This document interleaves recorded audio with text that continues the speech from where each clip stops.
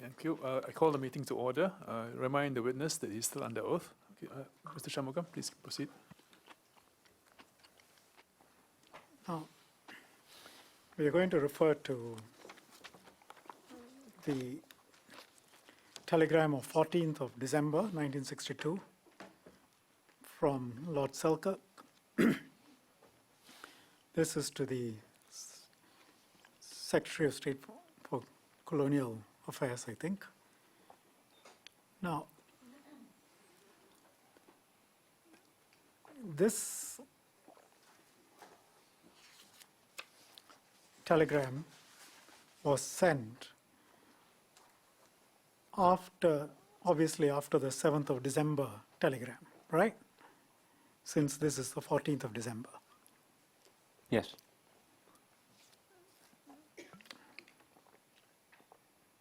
He says at paragraph 5, I said I had recognized all along that a threat was presented by the communists in Singapore. I had not, however, previously been convinced that a large number of arrests were necessary to counter this threat. Recently, however, new evidence has been produced about the extent of the communist control of the Barisan socialists, and also there has been indication that the communists might resort to violence if the opportunity occurred. Recent statements by the Barisan socialists and Partai Rakyat supporting the revolt in Brunei confirm this. Accordingly, the government, Her Majesty's government, were prepared to see action in Singapore. And then he says in paragraph 9 what the nature of the action should be. 9A, B, C. And then over the page, E, it should include certain Barisan Socialist Assemblymen. F, all the communist publications, including Plebeian and Barisan, should be banned. G, it was noted that action already has been taken in Sarawak, and various other points. Those are process related, but this, and so that we don't have to spend a lot of time on this telegram, it basically follows upon, and we can take that your answers given in respect of the 7 December telegram equally applies to this telegram, correct? I mean, it's a follow-up. Yes, I think so, yes. Thank you. Yeah.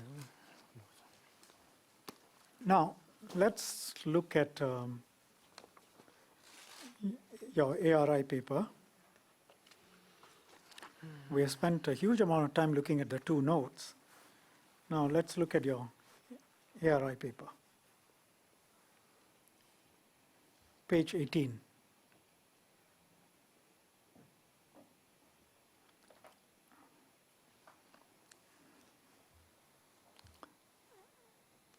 Faced with this scenario, last paragraph, Barisan members were deeply frustrated. We have gone through this.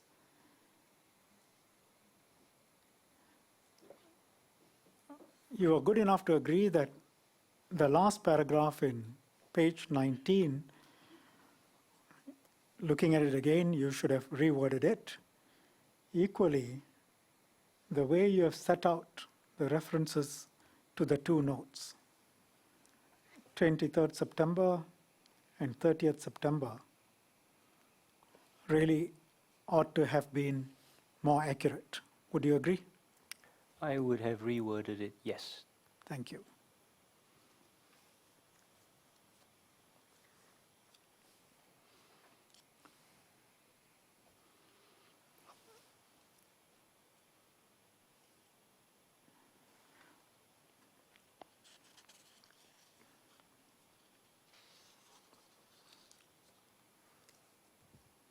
And even the word chose, Selkirk chose to interpret these as calls. In the last paragraph of page 19, it should be reworded, given that you agree that Selkirk's interpretation was accurate as regards this part about what they agreed on. Even the word we chose. have already agreed that I would reword Thank you. sentence, yes.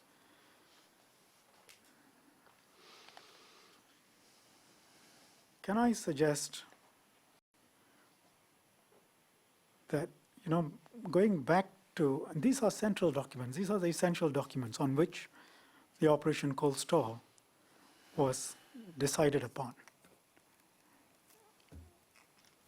The telegrams, the underlying notes, and of course, this entire huge bit on Open Front, but we have had our discussions on Open Front. I'm not going to reopen that.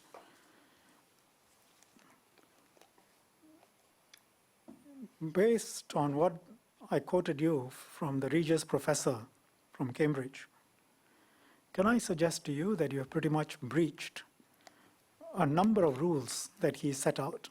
And I think let's not argue about it. You can just disagree. Yep, I disagree. And I would say you've fallen completely through the standard of an objective historian. You can also disagree. Yeah, disagree. Your views on communism, CUF in Singapore, Operation Cold Store, which you have been repeating at multiple fora, are contradicted by the most reliable evidence. It ignores evidence which you don't like. You ignore and suppress what is inconvenient. And in your writings, you present quite an untrue picture. You can agree or disagree. I disagree. Of course, I disagree. Will I get a chance to clarify any of these Yes, disagreements? you will Sure. get a chance to clarify. Thank you.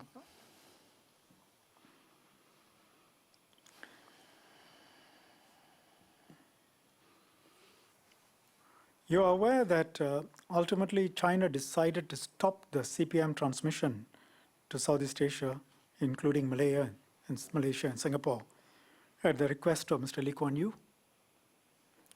That's, yeah, I would vaguely recall that, yes. Thank you. Now, you, at page 13 of the ARI, explain Barisan Socialists' reasons for opposing the merger between Singapore and Malaysia. No, they didn't oppose merger. They opposed Lee Kuan Yew's proposed form of merger. Right. Now, do you recall I took you through Jinping, them hatching a plot to sabotage the merger? Basically, Barisan was acting on CPM's instructions to try and prevent the merger from taking place. Would you agree? Jinping clearly stated the Barisan were not controlled by the CPM. He also clearly stated they influenced it. Influence is a very broad word. Well, They influenced Lee Kuan Yew as well. yes, but not at that point in time. I'm sorry, what do you mean not at that point in time? Not in 1962. No, they influenced him from a very early stage. Yes. They were the And most I took you significant through anti-colonial that what force. Mr. Lee said about him collaborating with the communists is similar to what Jinping says about them collaborating with him. I don't think there is much dispute or argument about that. No, no. We are now talking about 1962 Yes. and 1963, and I'm telling you that Jinping decided that merger should be opposed for CPM's own reasons. I took you through that, and I'm suggesting to you that is why the Barisan tried to scuttle the merger. You can disagree. Disagree. Thank you.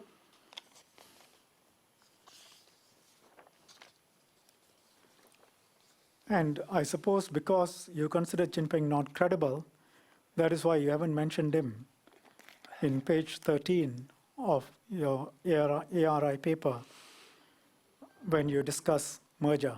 Yes, we've been over this. Thank you.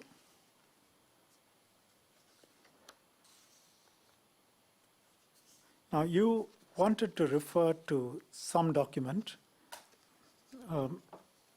which you said was special branch documents which were opened up by the British.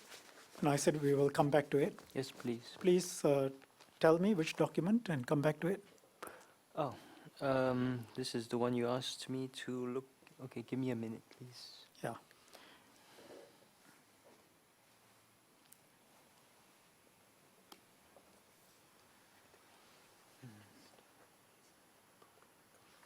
This was on the Hockley bus riots. Pardon? The Hockley bus riots, that's what Yes. we were talking about.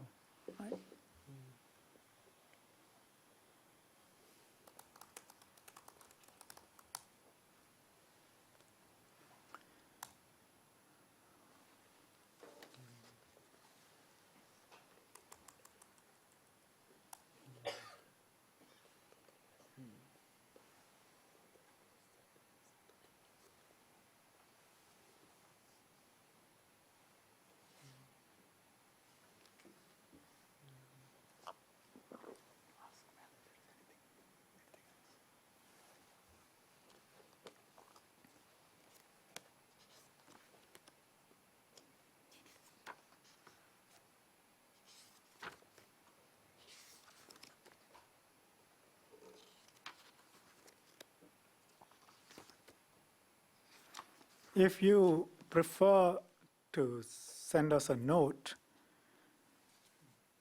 I can do that, sure.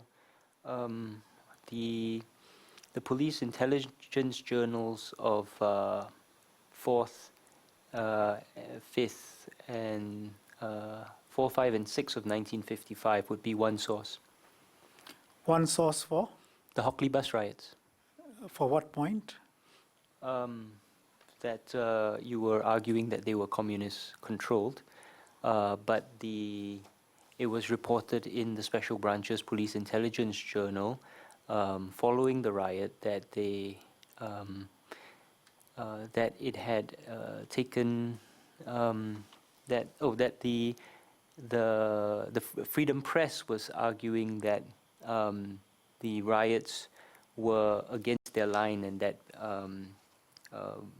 they said this sort of left-wing adventurism will undermine the anti-colonial movement, and that there should be less left-wing adventurism in the future. Oh, that's what you mean. So that is, yes, that's one source. You see, And Dr. then they Thum, also cited documents which and they also arrested and captured communists who said that they actually had nothing to do with the organization of the Hockley bus riot. So that he is had in nothing to the- do with it. Yes, that Yes. yes. You see, Dr. Thum, I don't see how either of that makes your point. Now, you have gone through all of it. I assume I've gone through some of it. What is clear is that there were communist underground forces in Singapore. They were engaging in mass action. Not all of it was directed from the top, and it's entirely possible that even though they were communist controlled or communist inspired, it might have been the specific groups of cadres who were organizing it without instructions from the top. And the top may well have said, oh, this is going to get us into trouble because the authorities will crack down. They have said that a number of times. Another example is, for example, on the attempt to throw out Mr. Lee Kuan Yew and his group by the leftists. An emissary was sent to Mr. Lee to say that wasn't on our instructions. People acted on their own. So if all you're referring to is that some Freedom News publication that says, oh, you know, this is not based on our instructions, that doesn't prove that the riots were not communist controlled or inspired. It may prove that there were no instructions from the top. Now you're beginning to get it. Well, I accept the sarcastic remark. No, that is the actual. That is very. You're coming close to what I've been arguing, right? No. A lack of communist conspiracy in Singapore. I've never denied that individuals are communists. Let's and hold on. that Let's they hold take on. action. That doesn't prove that there's no communist conspiracy. We were doing so well. That doesn't prove that there's no communist conspiracy. the ultimate Leninist, Marxist-Leninist aims of having a united front organization that would infiltrate a variety of trade unions, middle schools, political parties on the road to struggle was completely in place. Operational difficulties meant that on specific occasions, there were no instructions given for specific actions. In fact, you can see from what Fang Chuanpi said, the cadres took on themselves to go and do a lot. That doesn't prove there's no conspiracy. In fact, that indeed proves there was a conspiracy, but it was not tightly organized. But let's not get into this. Wait, the lack of a conspiracy proves there's a conspiracy? I'm That's not not sure what I what you're said. saying. Yeah, what are you saying? That's not what I said. I'm quite clear what I Yes. mean. Yes. I don't need an answer from you. Okay. All I'm saying to you is what you have said doesn't prove that there is no communist involvement in the Hockley bus riots. Neither does it prove that there was no communist united front which was engaging in all these activities, inspiring these activities. It doesn't prove any of it. And let's leave it at that. Any other document you want to refer to? Because at various points you said, can I refer to this or that?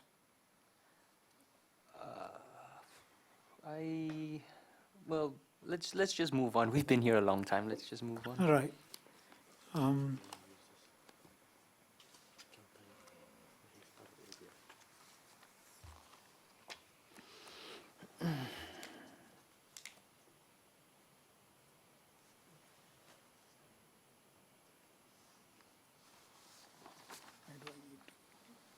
Use this. Oh, I should add, I disagreed with that last thing you said. Yes, Just for of the course. record, of course, yes.